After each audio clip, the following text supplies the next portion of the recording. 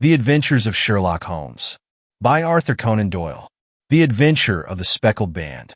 On glancing over my notes of the 70-odd cases in which I have during the last 8 years studied the methods of my friend Sherlock Holmes, I find many tragic, some comic, a large number merely strange, but none commonplace.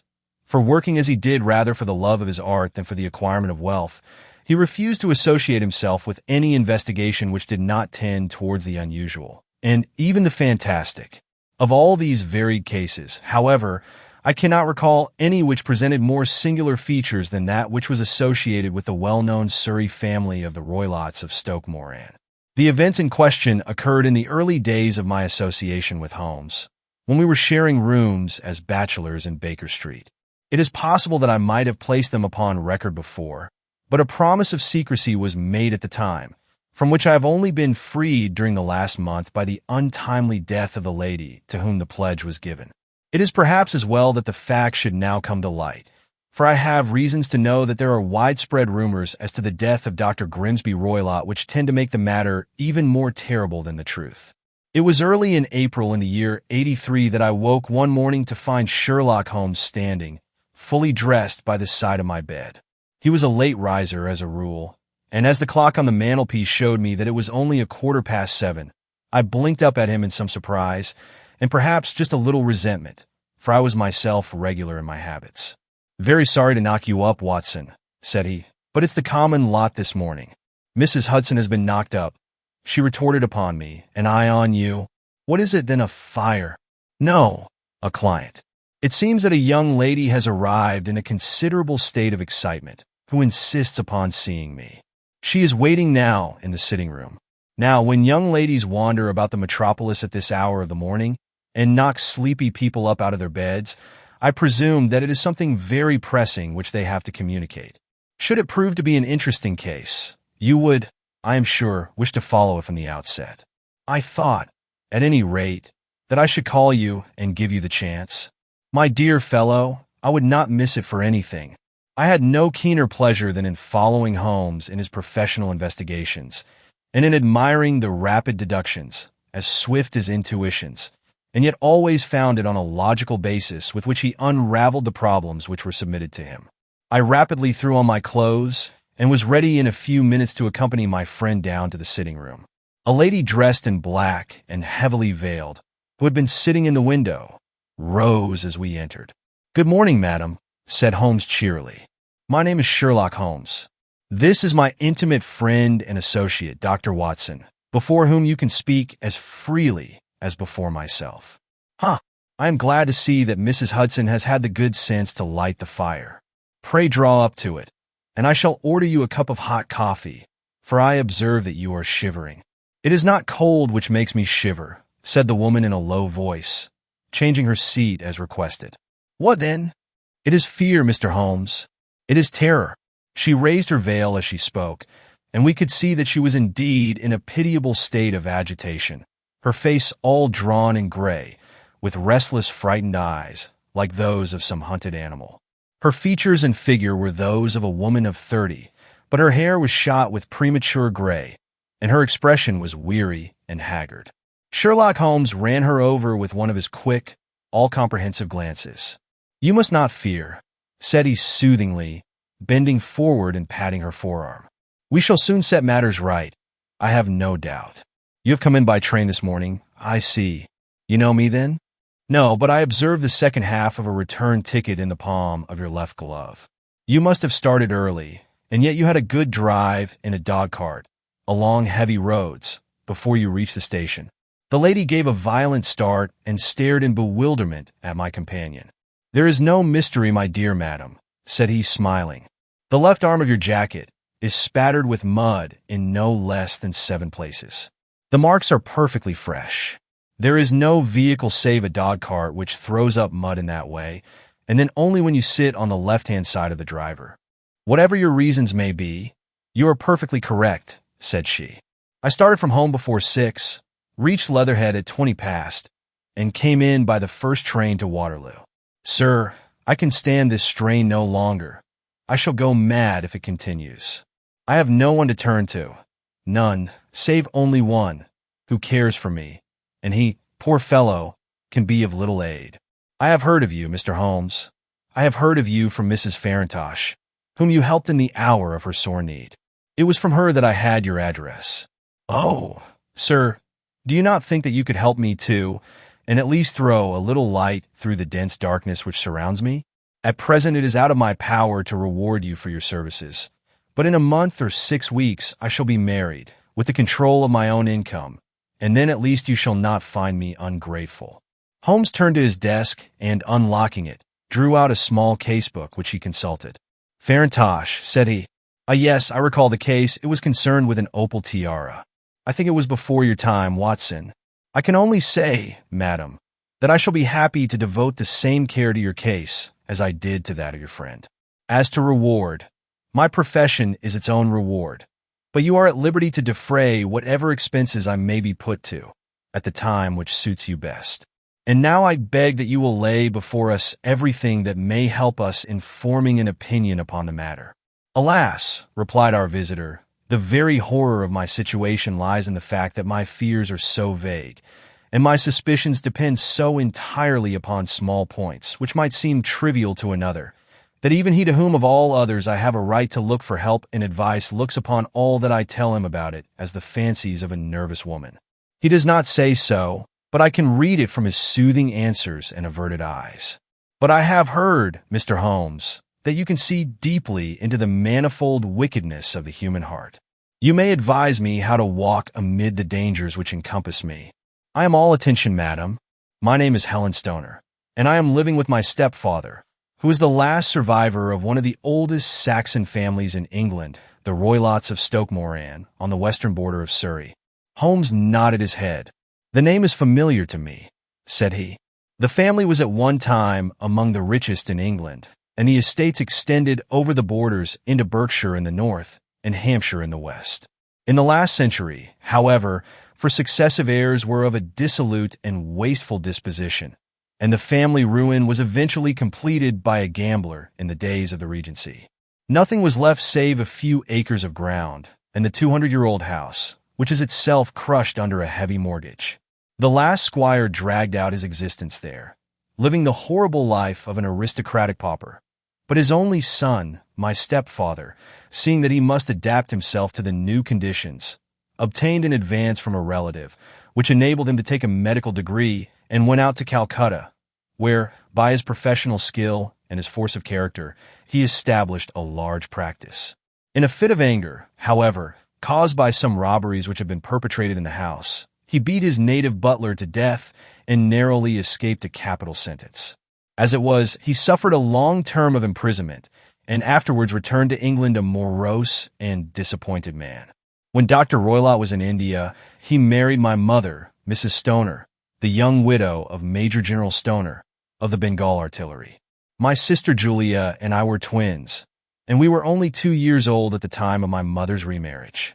She had a considerable sum of money, not less than £1,000 a year, and this she bequeathed to Dr. Roylott entirely while we resided with him, with a provision that a certain annual sum should be allowed to each of us in the event of our marriage. Shortly after our return to England, my mother died. She was killed 8 years ago in a railway accident near Crewe. Dr. Roylott then abandoned his attempts to establish himself in practice in London and took us to live with him in the old ancestral house at Stoke Moran. The money which my mother had left was enough for all our wants, and there seemed to be no obstacle to our happiness.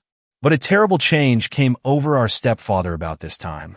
Instead of making friends and exchanging visits with our neighbors, who had at first been overjoyed to see a Roylott of Stoke Moran back in the old family seat, he shut himself up in his house and seldom came out save to indulge in ferocious quarrels with whoever might cross his path. Violence of temper approaching to mania has been hereditary in the men of the family, and in my stepfather's case it had, I believe, been intensified by his long residence in the tropics. A series of disgraceful brawls took place, 2 of which ended in the police court, until at last he became the terror of the village, and the folks would fly at his approach, for he is a man of immense strength and absolutely uncontrollable in his anger. Last week he hurled the local blacksmith over a parapet into a stream, and it was only by paying over all the money which I could gather together that I was able to avert another public exposure. He had no friends at all save the wandering gypsies, and he would give these vagabonds leave to encamp upon the few acres of bramble-covered land which represent the family estate, and would accept in return the hospitality of their tents, wandering away with them sometimes for weeks on end.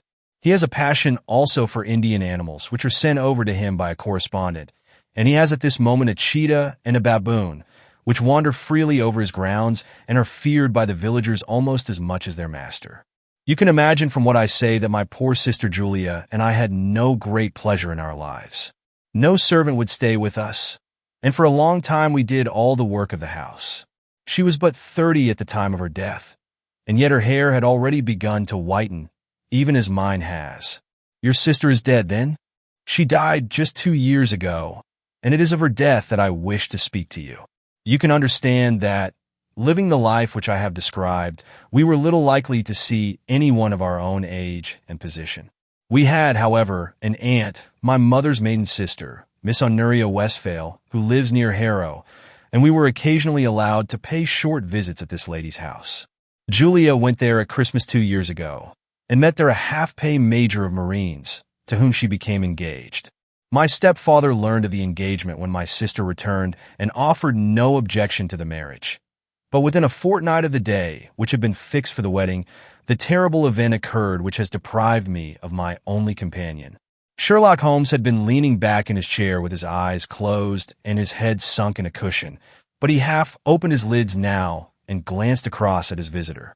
"Pray be precise as to details," said he. "It is easy for me to be so, for every event of that dreadful time is seared into my memory. The manor house is, as I have already said, very old, and only one wing is now inhabited. The bedrooms in this wing are on the ground floor, the sitting rooms being in the central block of the buildings. Of these bedrooms, the first is Dr. Roylett's, the second my sister's, and the third my own. There is no communication between them, but they all open out into the same corridor. Do I make myself plain? Perfectly so.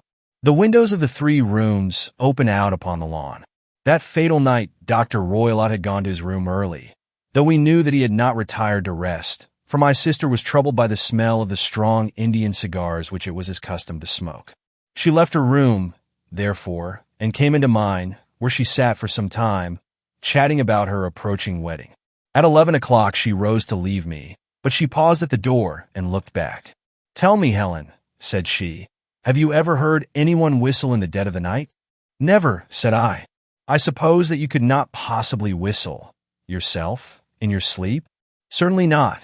"But why?" "Because during the last few nights I have always, about 3 in the morning, heard a low, clear whistle. I am a light sleeper, and it has awakened me. I cannot tell where it came from, perhaps from the next room, perhaps from the lawn. I thought that I would just ask you whether you had heard it." "No, I have not." "It must be those wretched gypsies in the plantation." "Very likely. And yet if it were on the lawn, I wonder that you did not hear it also." "Ah, but I sleep more heavily than you." "Well, it is of no great consequence, at any rate." She smiled back at me, closed my door, and a few moments later I heard her key turn in the lock. "Indeed," said Holmes. "Was it your custom always to lock yourselves in at night?" "Always." "And why?" "I think that I mentioned to you that the doctor kept a cheetah and a baboon. We had no feeling of security unless our doors were locked." "Quite so. Pray proceed with your statement." "I could not sleep that night. A vague feeling of impending misfortune impressed me. My sister and I, you will recollect, were twins, and you know how subtle are the links which bind 2 souls which are so closely allied. It was a wild night. The wind was howling outside, and the rain was beating and splashing against the windows. Suddenly, amid all the hubbub of the gale, there burst forth the wild scream of a terrified woman. I knew that it was my sister's voice. I sprang from my bed, wrapped a shawl round me, and rushed into the corridor. As I opened my door, I seemed to hear a low whistle, such as my sister described, and a few moments later a clanging sound, as if a mass of metal had fallen. As I ran down the passage, my sister's door was unlocked and revolved slowly upon its hinges. I stared at it horror-stricken, not knowing what was about to issue from it. By the light of the corridor lamp, I saw my sister appear at the opening, her face blanched with terror, her hands groping for help, her whole figure swaying to and fro like that of a drunkard. I ran to her and threw my arms round her, but at that moment her knees seemed to give way, and she fell to the ground. She writhed as one who is in terrible pain, and her limbs were dreadfully convulsed. At first I thought that she had not recognized me, but as I bent over her, she suddenly shrieked out in a voice which I shall never forget, "Oh my God! Helen, it was the band! The Speckled Band!" There was something else which she would fain have said, and she stabbed with her finger into the air in the direction of the doctor's room. But a fresh convulsion seized her and choked her words. I rushed out, calling loudly for my stepfather, and I met him hastening from his room in his dressing gown. When he reached my sister's side, she was unconscious, and though he poured brandy down her throat and sent for medical aid from the village, all efforts were in vain, for she slowly sank and died without having recovered her consciousness. Such was the dreadful end of my beloved sister. "One moment," said Holmes. "Are you sure about this whistle and metallic sound? Could you swear to it?" That was what the county coroner asked me at the inquiry.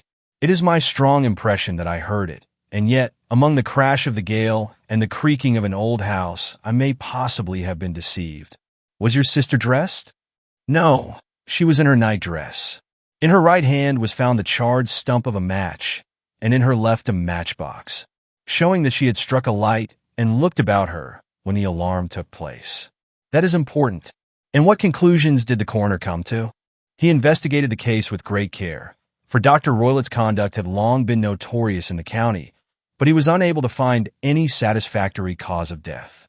My evidence showed that the door had been fastened upon the inner side, and the windows were blocked by old-fashioned shutters with broad iron bars, which were secured every night.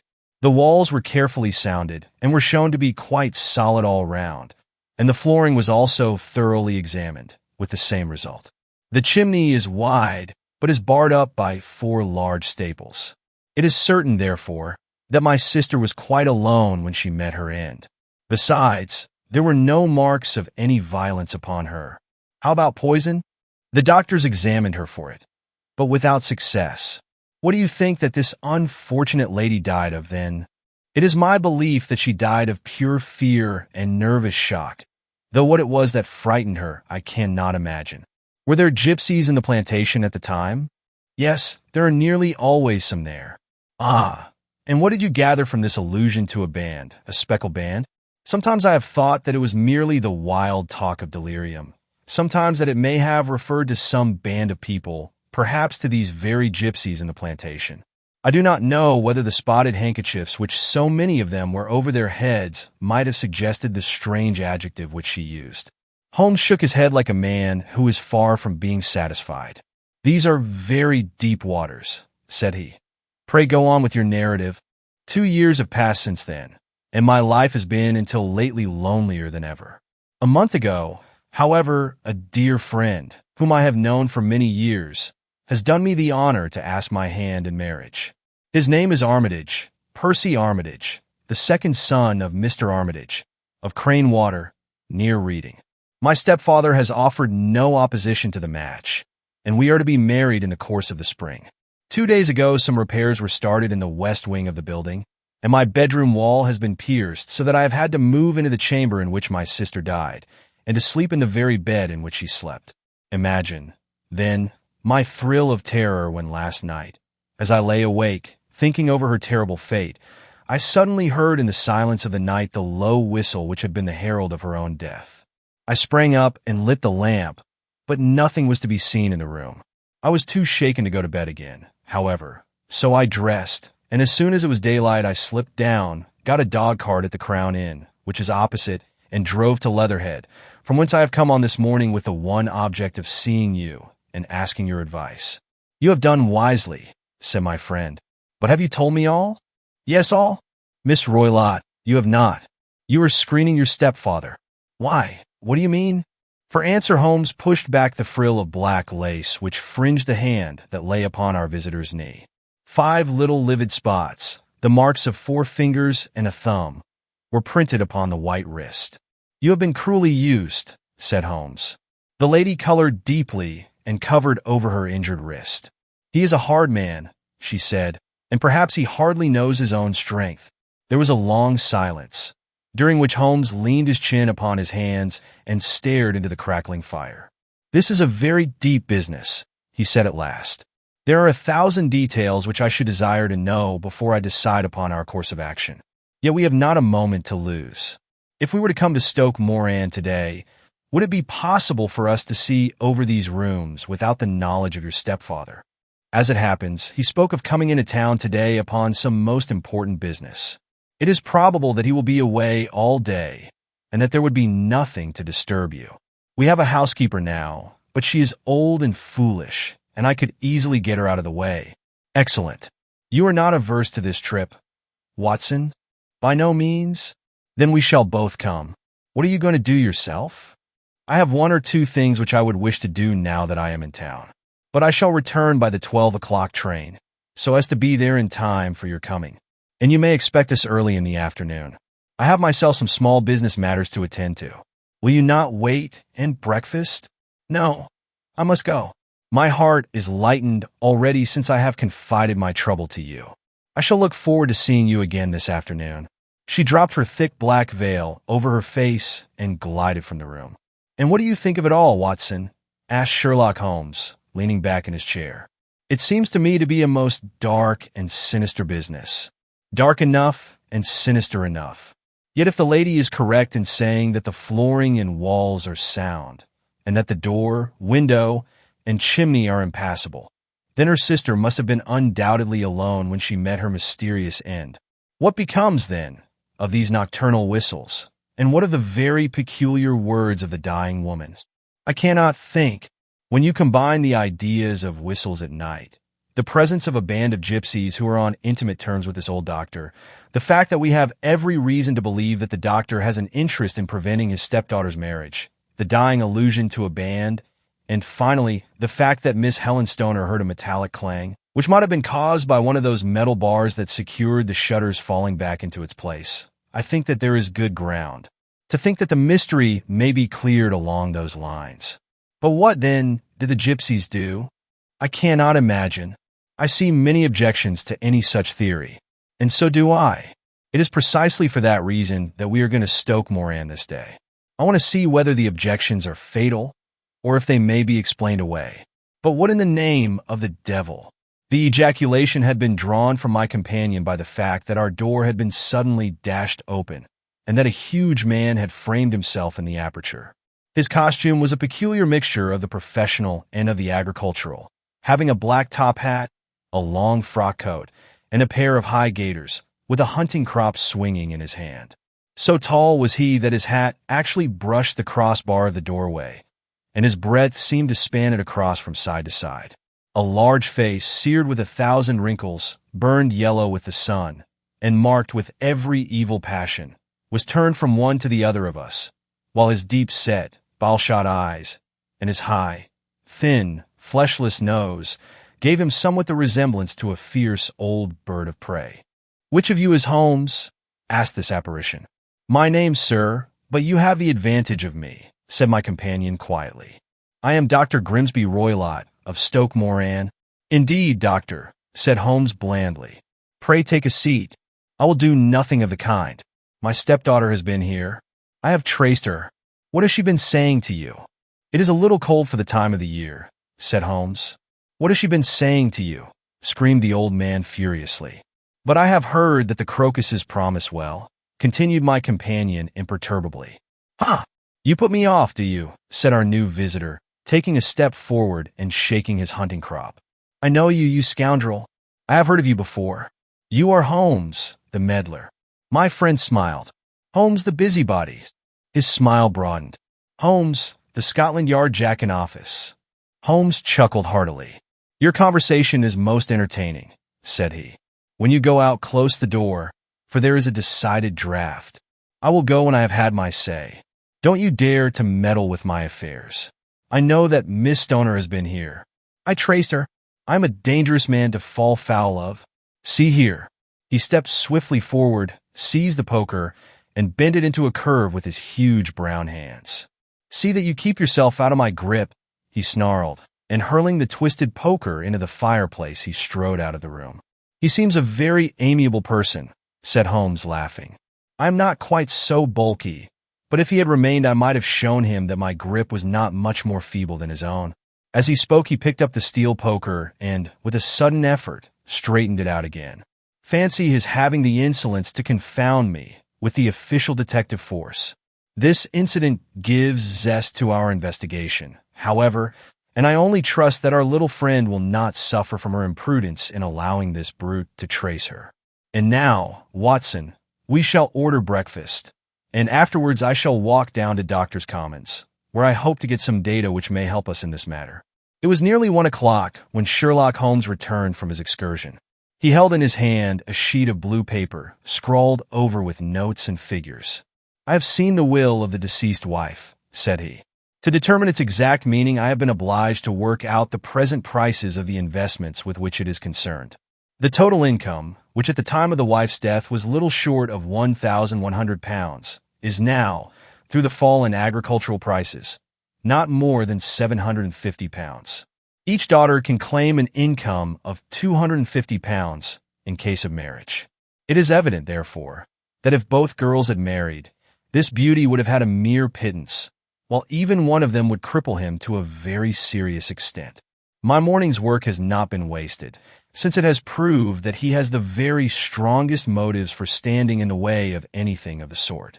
And now, Watson, this is too serious for dawdling, especially as the old man is aware that we are interesting ourselves in his affairs.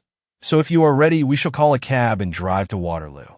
I should be very much obliged if you would slip your revolver into your pocket.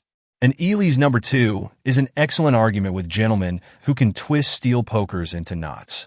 That and a toothbrush are, I think, all that we need. At Waterloo, we were fortunate in catching a train for Leatherhead, where we hired a trap at the station inn and drove for 4 or 5 miles through the lovely Surrey lanes. It was a perfect day, with a bright sun and a few fleecy clouds in the heavens. The trees and wayside hedges were just throwing out their first green shoots, and the air was full of the pleasant smell of the moist earth. To me, at least, there was a strange contrast between the sweet promise of the spring and this sinister quest upon which we were engaged. My companion sat in the front of the trap, his arms folded, his hat pulled down over his eyes, and his chin sunk upon his breast, buried in the deepest thought. Suddenly, however, he started, tapped me on the shoulder, and pointed over the meadows. "Look there," said he. A heavily timbered park stretched up in a gentle slope, thickening into a grove at the highest point. From amid the branches there jutted out the gray gables and high roof tree of a very old mansion. "Stoke Moran," said he. "Yes, sir. That be the house of Dr. Grimsby Roylott," remarked the driver. "There is some building going on there," said Holmes. "That is where we are going." "There's the village," said the driver, pointing to a cluster of roofs some distance to the left. "But if you want to get to the house, you'll find it shorter to get over this stile, and so, by the footpath over the fields.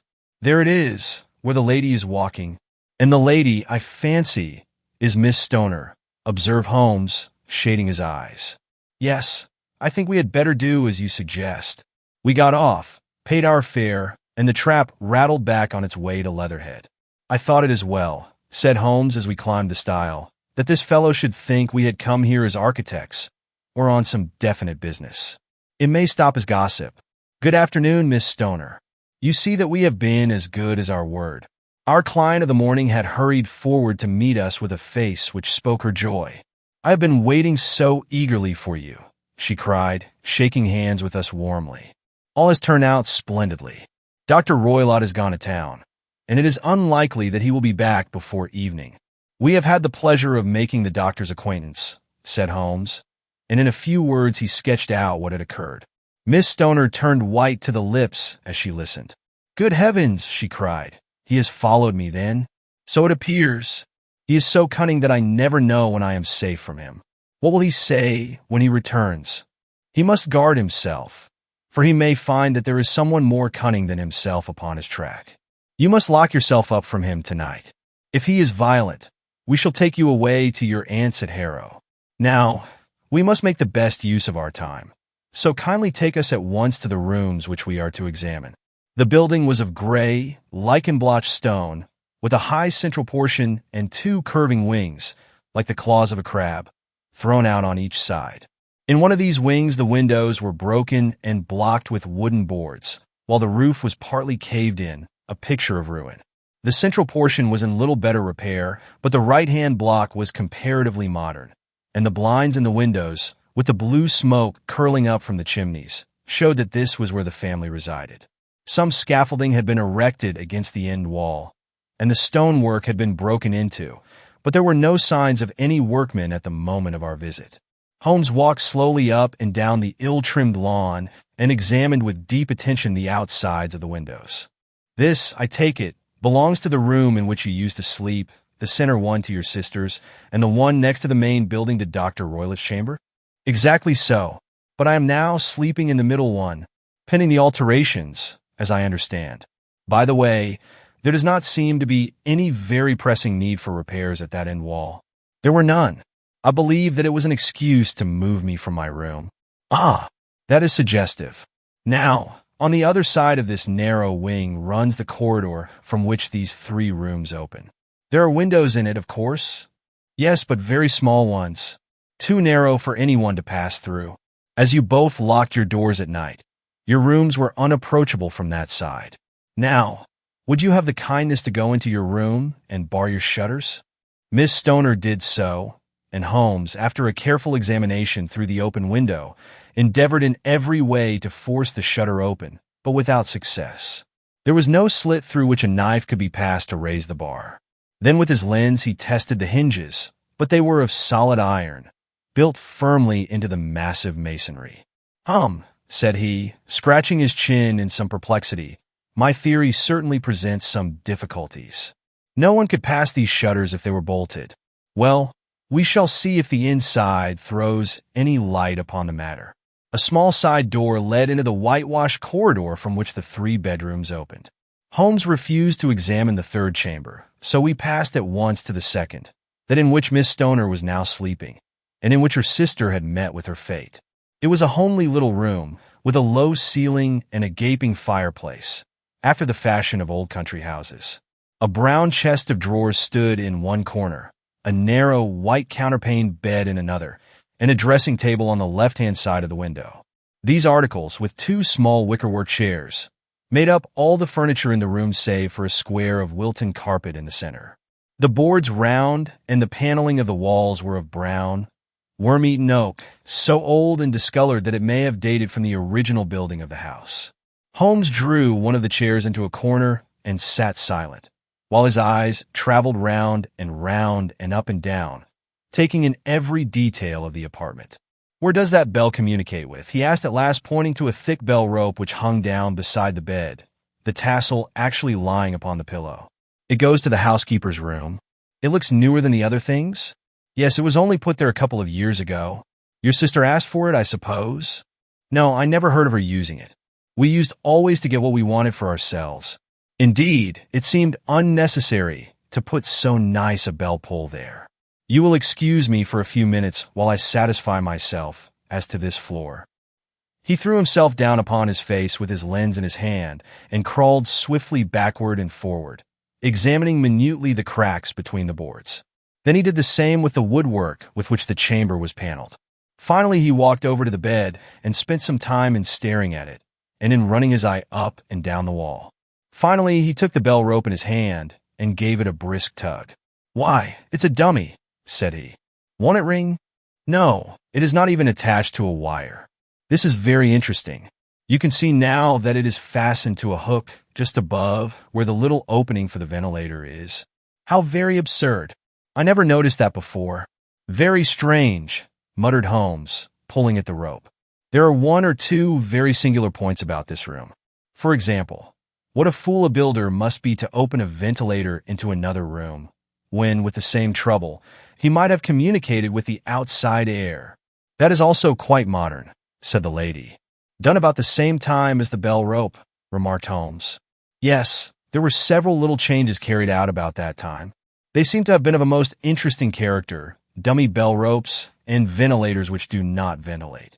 With your permission, Miss Stoner, we shall now carry our researches into the inner apartment." Dr. Grimsby Roylett's chamber was larger than that of his stepdaughter, but was as plainly furnished.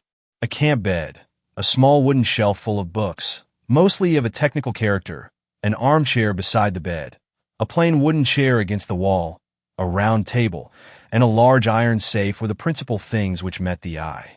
Holmes walked slowly round and examined each and all of them with the keenest interest. "What's in here?" he asked, tapping the safe. "My stepfather's business papers." "Oh, you have seen inside, then?" "Only once, some years ago. I remember that it was full of papers. There isn't a cat in it, for example?" "No." "What a strange idea. Well, look at this." He took up a small saucer of milk, which stood on the top of it. "No, we don't keep a cat. But there is a cheetah and a baboon." "Ah, yes, of course." "Well, a cheetah is just a big cat, and yet a saucer of milk does not go very far in satisfying its wants, I dare say. There is one point which I should wish to determine." He squatted down in front of the wooden chair and examined the seat of it with the greatest attention. "Thank you. That is quite settled," said he, rising and putting his lens in his pocket. "Hello! Here is something interesting." The object which had caught his eye was a small dog lash hung on one corner of the bed. The lash, however, was curled upon itself and tied so as to make a loop of whipcord. "What do you make of that, Watson?" "It's a common enough lash. But I don't know why it should be tied." "That is not quite so common, is it, Ami? It's a wicked world, and when a clever man turns his brains to crime, it is the worst of all. I think that I have seen enough now, Miss Stoner, and with your permission we shall walk out upon the lawn." I had never seen my friend's face so grim or his brow so dark as it was when we turned from the scene of this investigation. We had walked several times up and down the lawn, neither Miss Stoner nor myself liking to break in upon his thoughts before he roused himself from his reverie. "It is very essential, Miss Stoner," said he, "that you should absolutely follow my advice in every respect." "I shall most certainly do so. The matter is too serious for any hesitation. Your life may depend upon your compliance. I assure you that I am in your hands. In the first place, both my friend and I must spend the night in your room." Both Miss Stoner and I gazed at him in astonishment. "Yes, it must be so. Let me explain. I believe that is the village inn over there." "Yes, that is the Crown." "Very good. Your windows would be visible from there?" "Certainly. You must confine yourself to your room, on pretense of a headache, when your stepfather comes back. Then when you hear him retire for the night, you must open the shutters of your window, undo the hasp, put your lamp there as a signal to us, and then withdraw quietly with everything which you are likely to want into the room which you used to occupy. I have no doubt that, in spite of the repairs, you could manage there for one night." "Oh yes, easily. The rest you will leave in our hands." "But what will you do?" "We shall spend the night in your room, and we shall investigate the cause of this noise which has disturbed you." "I believe, Mr. Holmes, that you have already made up your mind," said Miss Stoner, laying her hand upon my companion's sleeve. "Perhaps I have." "Then, for pity's sake, tell me what was the cause of my sister's death."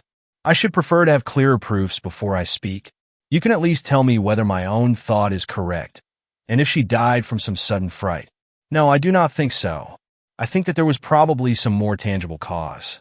And now, Miss Stoner, we must leave you, for if Dr. Roylott returned and saw us, our journey would be in vain. Goodbye, and be brave, for if you will do what I have told you, you may rest assured that we shall soon drive away the dangers that threaten you." Sherlock Holmes and I had no difficulty in engaging a bedroom and sitting room at the Crown Inn. They were on the upper floor, and from our window we could command a view of the Avenue Gate and of the inhabited wing of Stoke Moran Manor House. At dusk we saw Dr. Grimsby Roylott drive past, his huge form looming up beside the little figure of the lad who drove him. The boy had some slight difficulty in undoing the heavy iron gates, and we heard the hoarse roar of the doctor's voice and saw the fury with which he shook his clenched fists at him. The trap drove on, and a few minutes later we saw a sudden light spring up among the trees as the lamp was lit in one of the sitting rooms.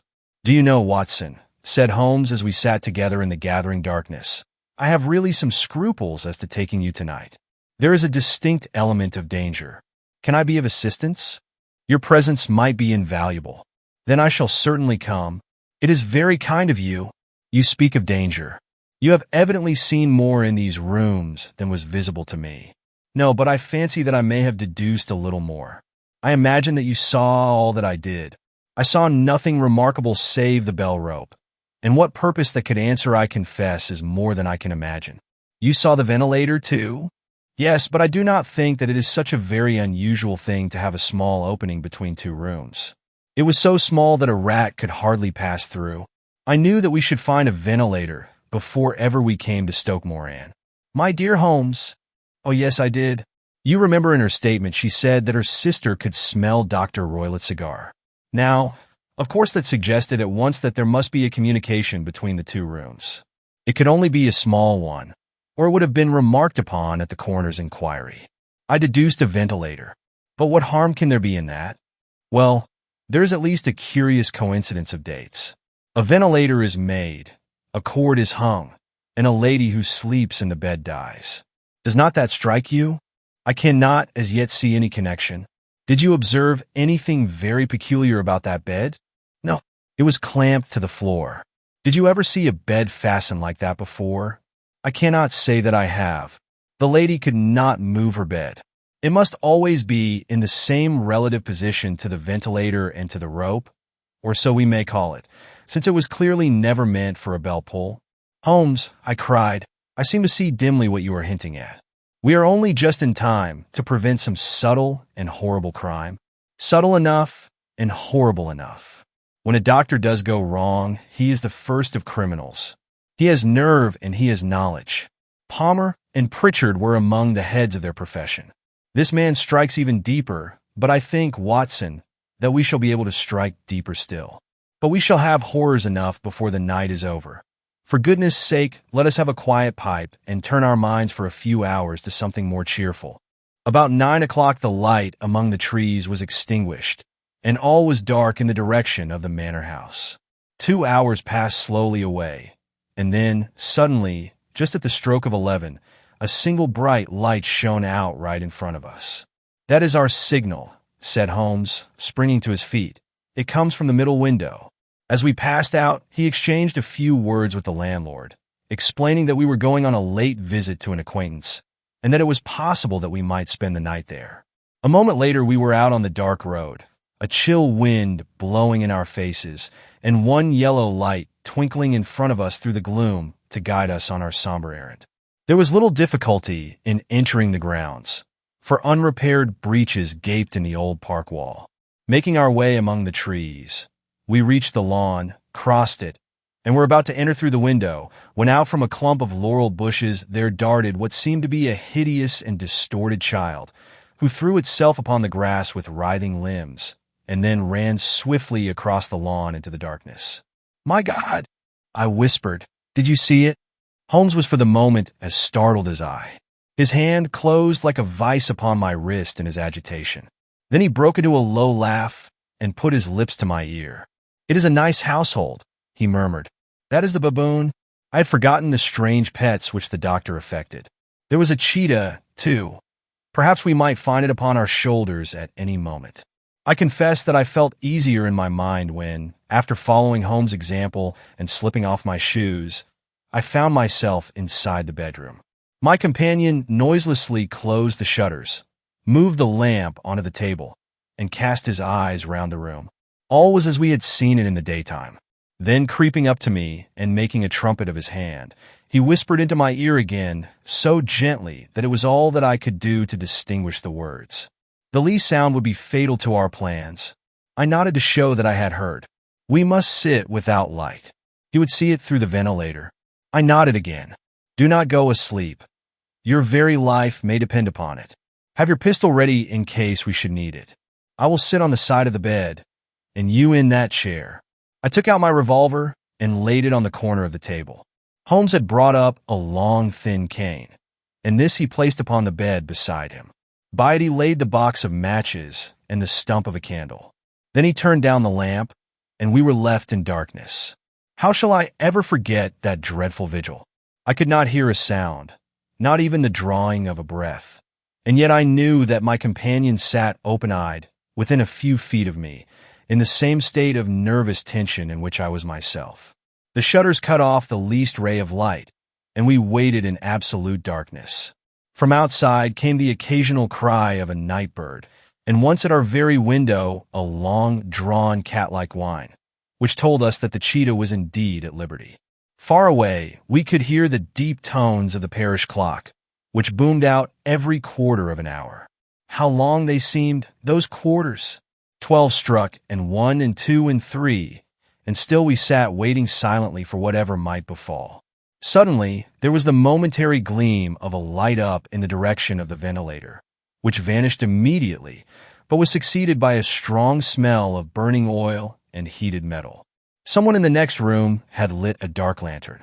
I heard a gentle sound of movement, and then all was silent once more, though the smell grew stronger.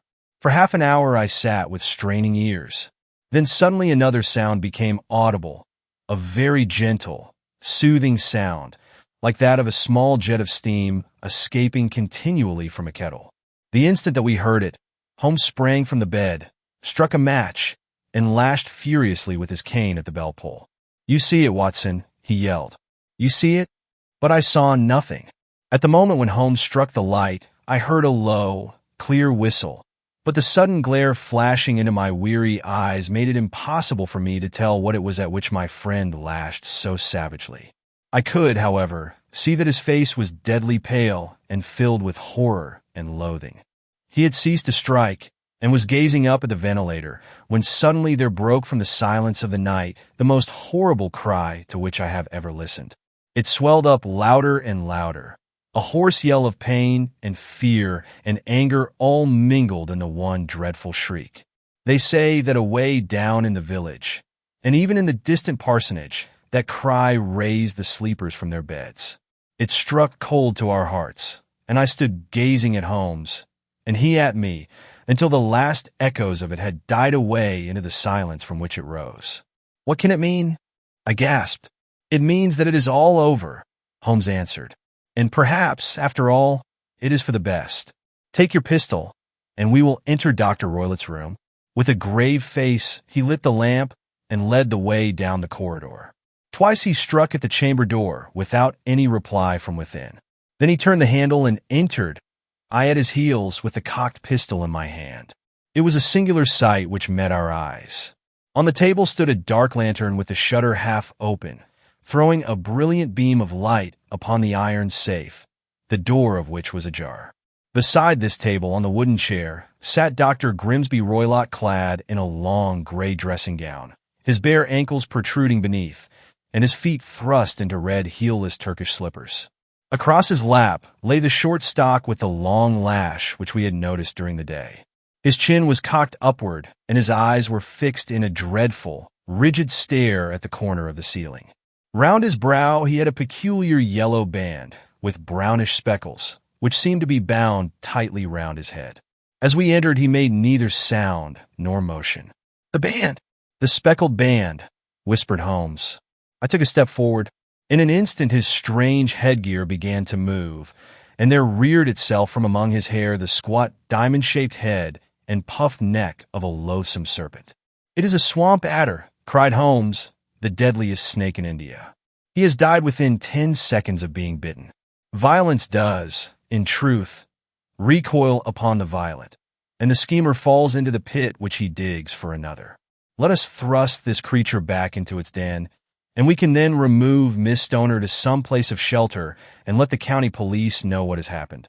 As he spoke, he drew the dog whip swiftly from the dead man's lap, and throwing the noose round the reptile's neck, he drew it from its horrid perch and, carrying it at arm's length, threw it into the iron safe, which he closed upon it. Such are the true facts of the death of Dr. Grimsby Roylott of Stoke Moran. It is not necessary that I should prolong a narrative which has already run to too great a length by telling how we broke the sad news to the terrified girl, how we conveyed her by the morning train to the care of her good aunt at Harrow, of how the slow process of official inquiry came to the conclusion that the doctor met his fate while indiscreetly playing with a dangerous pet. The little which I had yet to learn of the case was told me by Sherlock Holmes as we traveled back next day. "I had," said he, "come to an entirely erroneous conclusion which shows, my dear Watson, how dangerous it always is to reason from insufficient data. The presence of the gypsies, and the use of the word band, which was used by the poor girl, no doubt, to explain the appearance which she had caught a hurried glimpse of by the light of her match, were sufficient to put me upon an entirely wrong scent. I can only claim the merit that I instantly reconsidered my position when, however, it became clear to me that whatever danger threatened an occupant of the room could not come either from the window or the door. My attention was speedily drawn, as I have already remarked to you, to this ventilator, and to the bell rope which hung down to the bed. The discovery that this was a dummy, and that the bed was clamped to the floor, instantly gave rise to the suspicion that the rope was there as a bridge for something passing through the hole and coming to the bed. The idea of a snake instantly occurred to me, and when I coupled it with my knowledge that the doctor was furnished with a supply of creatures from India, I felt that I was probably on the right track. The idea of using a form of poison which could not possibly be discovered by any chemical test was just such a one as would occur to a clever and ruthless man who had had an Eastern training. The rapidity with which such a poison would take effect would also, from his point of view, be an advantage.